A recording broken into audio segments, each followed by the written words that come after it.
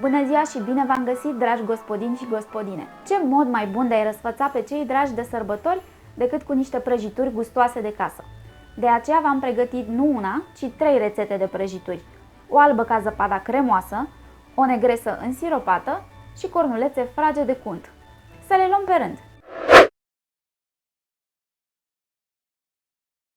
Prăjitură albă ca zăpada. Ingrediente: pentru cremă avem nevoie de 2 gălbenușuri, 70 de grame de amidon, 200 de grame de zahăr, 3 plicuri de zahăr vanilat, 550 de ml de lapte gras Covalac de țară, 90-100 de ml de zeamă de lămâie, coaja rasă de la 2 lămâi netratate și 200 de grame de unt gras Covalac de țară puțin moale. Pentru foi pregătim 2 ouă, 60 de grame din același unt, 150 de grame de zahăr, 3 plicuri de zahăr vanilat, un sfert de linguriță de sare, încă 60 de ml de lapte, un plic de 7 grame bicarbonat de amoniu și aproximativ 460 de grame de făină. Pentru decor avem nevoie de 50 de grame de fulgi de nucă de cocos. Mai întâi trebuie să ne ocupăm de cremă. În castronelul cu amidon adăugăm zahărul și amestecăm. Dacă nu aveți amidon, puteți folosi în loc cam 90-100 de grame de făină, dar crema este mai fină așa. Un alt secret pentru o cremă fină este utilizarea în compoziție a 2 gălbenușuri. Se pot omite, dar eu vă recomand cu căldură să nu faceți asta. Mai adăugăm 50-60 de ml de lapte gras Covalac de țară și amestecăm din nou până obținem o pastă omogenă. Dăm deoparte. Măsurăm încă 500 de ml de lapte și punem la fiert cu focul mic. Când dă în clocot, adăugăm toată pasta de amidon și imediat începem amestecarea continuă cu un tel. Crema se va îngroșa în maxim 30 de secunde, dar ca să fiți siguri că oul și amidonul sunt bine gătite, trebuie neapărat să mai țineți pe foc încă 3 minute, bineînțeles tot amestecând continuu. Dacă este nevoie, micșorați și temperatura. După ce aceste minute s-au sfârșit, adăugăm zahărul vanilat, coaja de lămâie rasă și zeama de lămâie, adăugată câte puțin. Omogenizăm.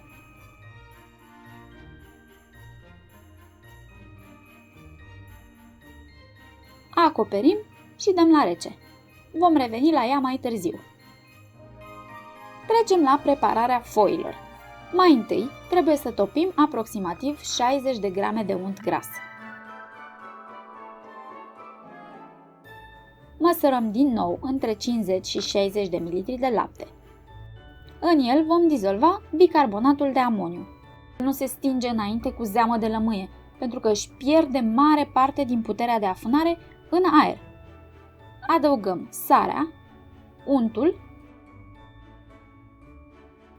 ouăle, zahărul și zahărul vanilat. Amestecăm, apoi adăugăm treptat făina. Nu o punem pe toată odată, pentru că nu știm niciodată exact de câtă avem nevoie. Dacă vreți să fiți absolut siguri că bicarbonatul de amoniu se va stinge în interiorul aluatului, atunci puteți să adăugați o lingură de zeamă de lămâie în acest moment. Frământăm un aluat moale, dar care nu trebuie să fie deloc lipicios. Eu am folosit întreaga cantitate de făină specificată în rețetă, dar voi s-ar putea să folosiți mai multă sau mai puțină. Împărțim aluatul în 2 bucăți egale, pe care le punem în pungi de plastic și lăsăm să se odihnească 15-20 de minute. Între timp, tapetăm 2 tăvi de cuptor cu hârtie de copt. Când timpul de odihnă aproape a trecut, preîncălziți cuptorul la 200 de grade Celsius. După ce udăm planul de lucru cu o lavetă umedă, rupem 2 bucăți mari de folie stretch și le lipim pe masă, una în continuarea celeilalte. Masa fiind puțin umedă, acestea aderă foarte bine la suprafață. Punem una din bucățile de aluat în centrul foliilor de plastic și începem să le întindem cu făcălețul.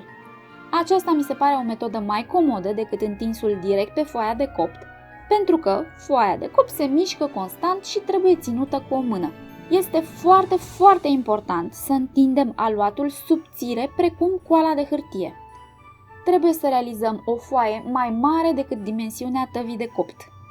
În cuptor, aluatul își triplează volumul. Dacă nu îl întindem foarte subțire, vom avea în prăjitură mult blat și prea puțină cremă. Cu încredere apoi răsturnăm coca întinsă cu tot cu folie în tavă. Potrivim foaia pe mijlocul tăvii, apoi deslipim plasticul pe care îl putem reutiliza pentru foaia următoare. Tăiem excesul de care nu vom mai avea nevoie. Împărțim această foaie în două părți egale și obținem astfel două foi de prăjitură pe care le coacem simultan, reducând astfel din timpul necesar rețetei. Procedăm identic cu cealaltă bucată de aluat rămasă. Împungem aluatul des cu furculița ca să nu se înfoaie în cuptor. Coacem câte o tavă odată la 200 de grade Celsius timp de aproximativ 5 minute. Așa trebuie să arate când sunt gata. Scoatem de la rece budinca cu gust de lămâie pe care am făcut-o mai devreme. Cu o lingură o rupem în bucățele mai mici. Ca să devină o cremă fină, o vom mixa cu un pachet întreg de unt gras covalac de țară, care trebuie să fie doar puțin moale. Adăugăm untul treptat, mixând continuu la viteză mare. Veți observa cum crema se transformă dintr-o budincă într-o pastă din ce în ce mai omogenă și mai cremoasă. Apoi trecem la asamblarea prăjiturii. O puteți face într-o tavă de 20 pe 30 de cm, tapetată cu folie de plastic sau pur și simplu direct pe un tocător. Alternăm foile cu câte 250 de grame de cremă.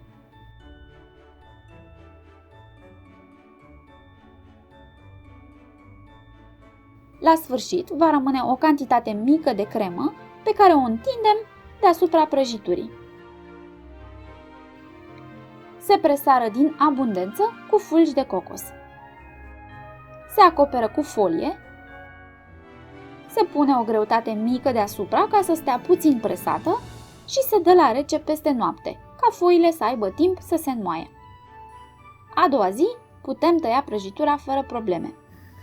Puteți să o porționați în orice formă doriți. Eu am ales să o tai romburi. Se aranjează pe un platou și se servește. Să vă arăt mai îndeaproape straturile. Aș vrea să vă arăt și gustul, dar din păcate nu pot, așa că va trebui să încercați neapărat rețeta și să probați singuri. Negresă însiropată. Ingrediente.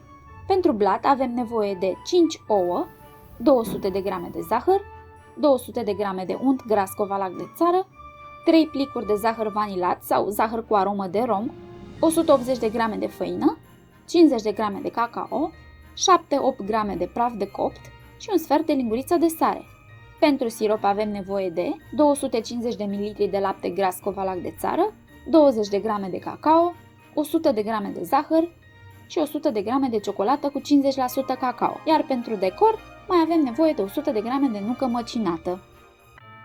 Mai întâi preîncălzim cuptorul la 190 de grade Celsius pentru că aluatul de negresă se face foarte repede. În făină adăugăm pudra de cacao și praful de copt. Se omogenizează. Tăiem untul gras covalac de țară bucățele și îl punem la topit, dar nu înainte de a fura o feliuță ca să ungem tava.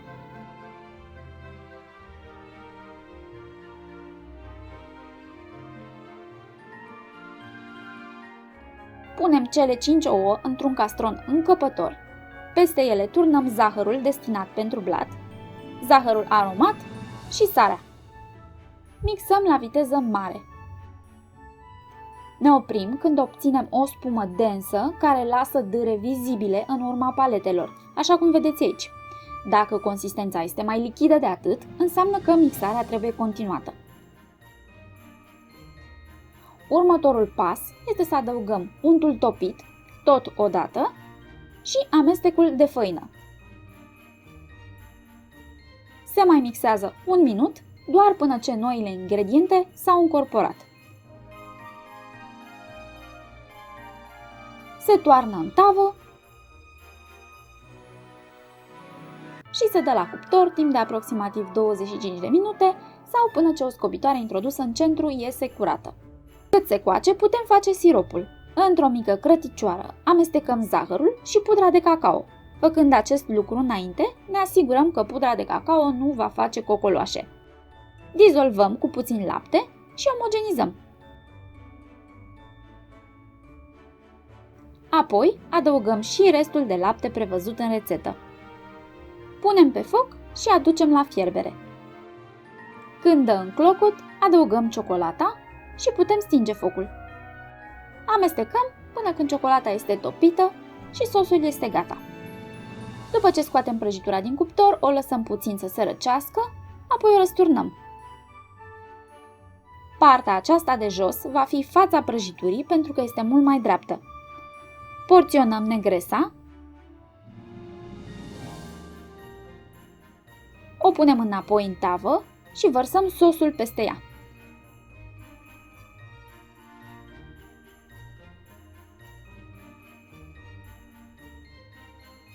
Serviți decorată cu nucă măcinată. Să vedem cum arată negresa și în interior. Este o prăjitură de casă foarte moale, pufoasă, gustoasă, dar foarte simplă. Cornulețe cu unt.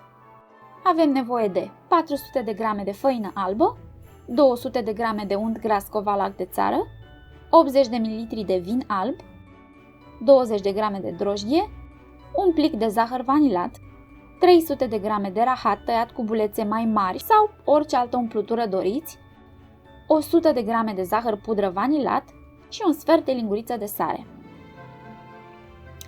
Primul lucru pe care trebuie să-l facem este să lichefiem drojdia cu zahărul vanilat. Tăiem untul Covalac de țară cu bulețe și îl punem un minut la microunde sau îl topim pe aragaz cum este mai la îndemână. Vom turna acest unt topit peste făină, mai adăugăm drojdia lichefiată și vinul alb. Cine nu dorește să pună alcool, îl poate înlocui cu borș. Ultimul ingredient este sarea. Apoi răsturnăm pe masă și frământăm. Dacă aluatul este prea lipicios, se mai poate folosi o lingură de făină la frământat. Aluatul de cornulețe este unul care nu se leagă foarte bine. Nu vă speriați, așa trebuie să fie. Untul topit în cantitate mare nu lasă glutenul din făină să se lege, ceea ce ne și dorim. Dacă glutenul se leagă, atunci cornulețele vor fi tari. Punem aluatul într-o pungă de plastic și îl lăsăm să se odihnească la temperatura camerei o jumătate de oră. După ce timpul de odihnă a trecut, preîncălzim cuptorul la 160 de grade Celsius. Împărțim aluatul în două bucăți pentru că este mai ușor de lucrat doar cu jumătate din cantitate. Coca aceasta poate fi dificil de întins pentru că se lipește de sucitor, dar am pentru voi un truc foarte util. Punem o folie de plastic deasupra și apoi întindem așa prin folie, fără nicio problemă.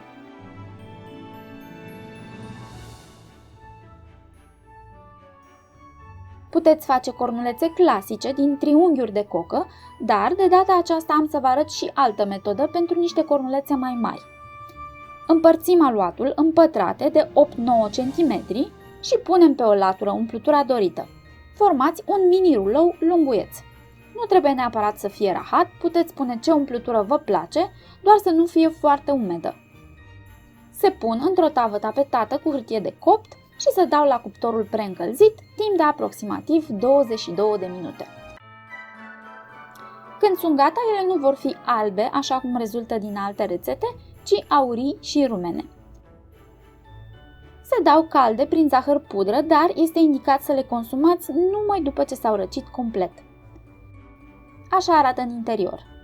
Ele se dezintegrează ușor la apăsare, dovadă că sunt fragede. Iată, dragii mei, 3 rețete de prăjituri de casă simple și gustoase, care pot forma un platou foarte frumos de sărbători. Eu sper să le încercați pe toate. Numai bine, gospodini și gospodine!